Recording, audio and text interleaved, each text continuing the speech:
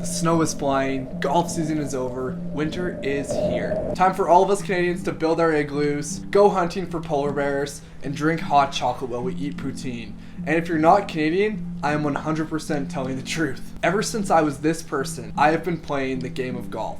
I used to be so pessimistic, I used to lack confidence, I used to believe I was entitled to success, and golf has changed all of that. It never ceases to amaze me how similar it is to the game that every single one of us plays, the game of life. So in today's video, I wish to draw upon the 5 lessons I've learned throughout golf which can apply to anyone, especially lesson number 4. Lesson number 1. You can't always control what happens to you, but you are always responsible for how you react. Bobby Jones said it best when he stated the following: golf is the closest game to the game we call life. You get bad breaks from good shots, you get good breaks from bad shots, but you have to play the ball where it lies. This essentially means that life is unpredictable, and no matter what happens, we have to keep showing up.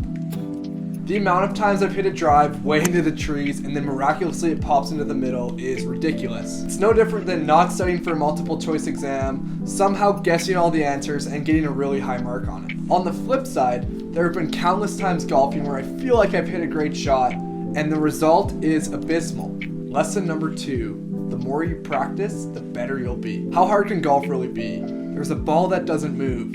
There's no defenders trying to tackle you. You have a bag of clubs and tools that can really help you hit good shots. Yet the majority of golfers are terrible compared to the people you see on TV. Why?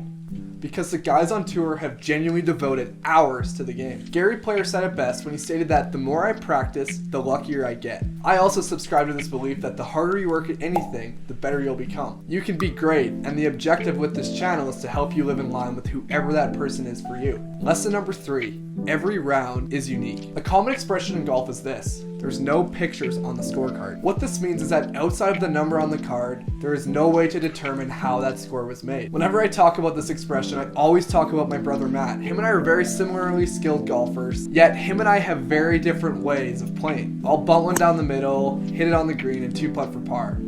He'll slice his into the trees, punch into the fairway bunker, hit one to 30 feet, and then drain the putt for par. My point in telling you that is that we all have unique ways that we get around the course, just as we all have unique ways that we go about living our everydays. And even on an individual level, we have never experienced the same day twice. You may work at a job where the routines are similar, but every single day there will be something different, something unique, that adds a little bit extra to every day, just as each golf round is different no matter how many times you play the same course. It is how we navigate our days and ourselves that ultimately determines how successful we are. Jack Nicklaus said it best when he stated the following: success depends almost entirely on how effectively you learn to manage the game's 2 ultimate adversaries, the course and yourself. Lesson number 4, if you're playing bad on the front 9, you probably just need a hot dog at the turn. Lesson number 5, a bad attitude is worse than a bad swing. Golf is hard enough as it is, just as life is, and it becomes so much more difficult when we bring a bad attitude to it. Looking back at who I was to who I am now,